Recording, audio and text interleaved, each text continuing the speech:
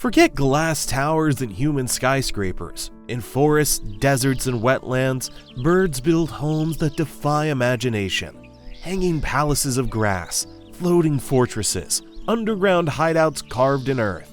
Structures so extreme, they seem to break nature's laws. Think you've seen a bird's nest? Think again.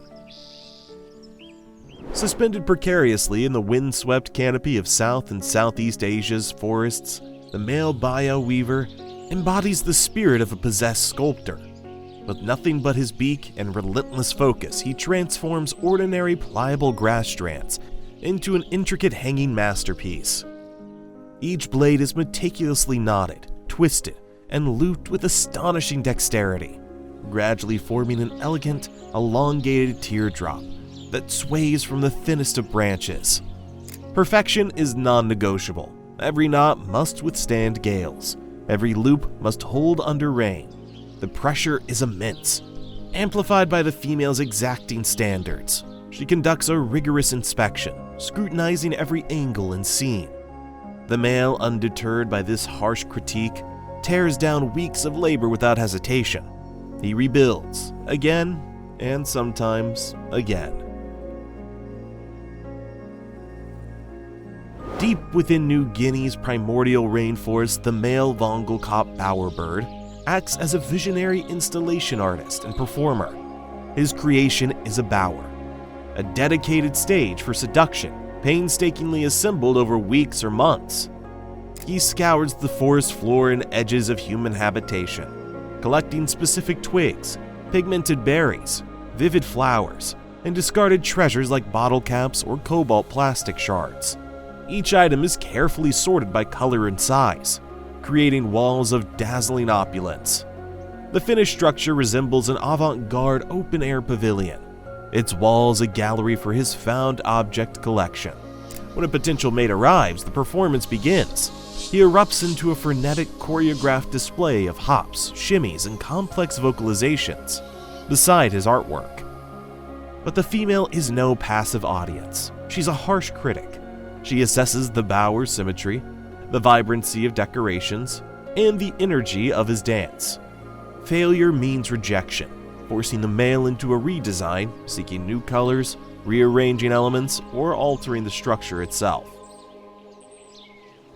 Enduring the brutal sun-scorched grasslands of southern Africa, sociable weavers achieve a monumental feat of communal living, constructing one of the largest and most complex avian structures on the planet.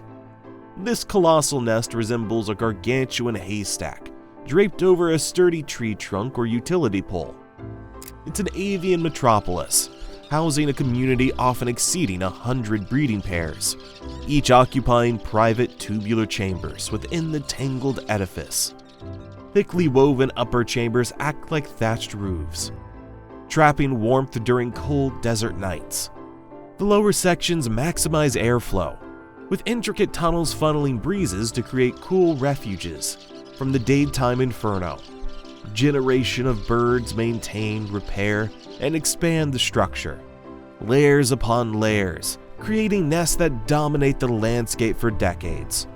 Externally rough and chaotic, it's a thriving ecosystem on the inside. Beyond the weavers, it shelters sparrows, woodpeckers, hunting insects within walls, and even snakes navigating labyrinthian passages in search of eggs or chicks. Defying its minuscule size, the female ruby-throated hummingbird executes a feat of near-invisible microengineering. Her nest, scarcely larger than a walnut shell, is a masterpiece of camouflage and elasticity.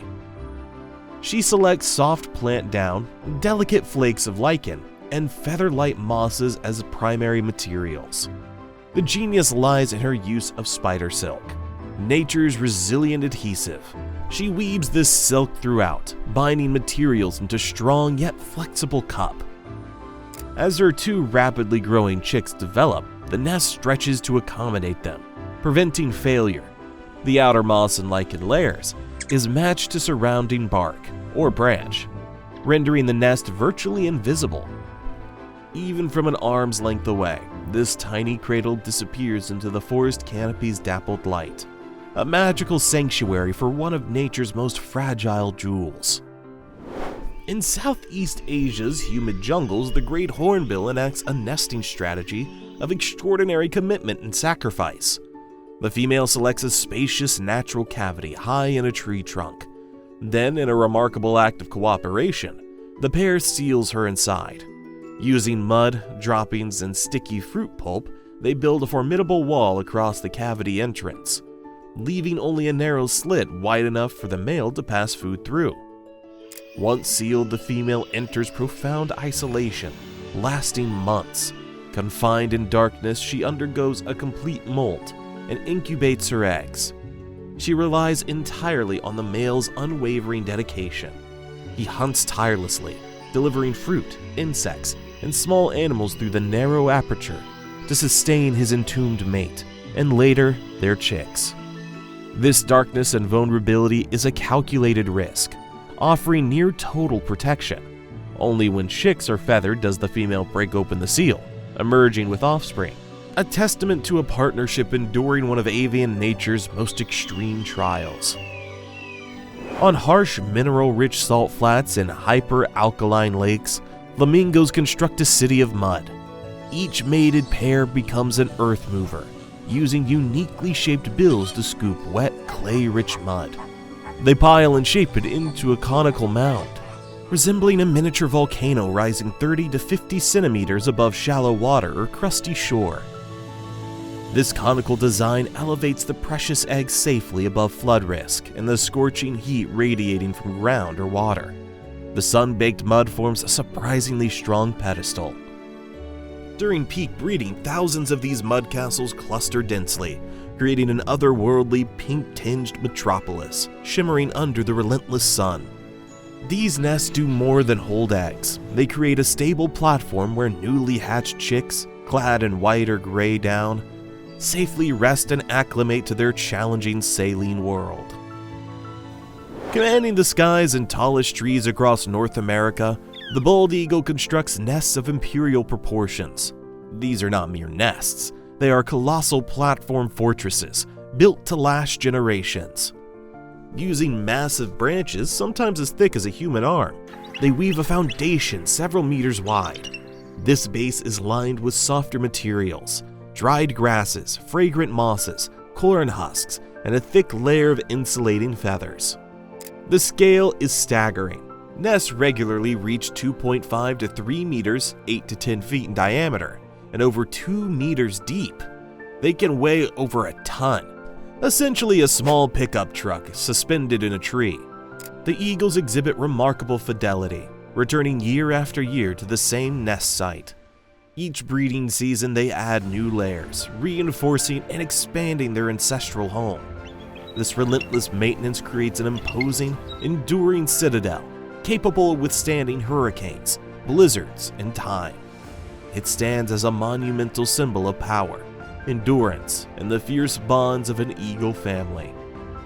In the harsh, arid landscapes of the American Southwest desert, the diminutive Cactus furnungus pygmy owl finds refuge within nature's armored giants, the towering saguaro cacti. Using its strong beak, the owl excavates a nesting cavity deep into the cactus's tough outer skin and softer core.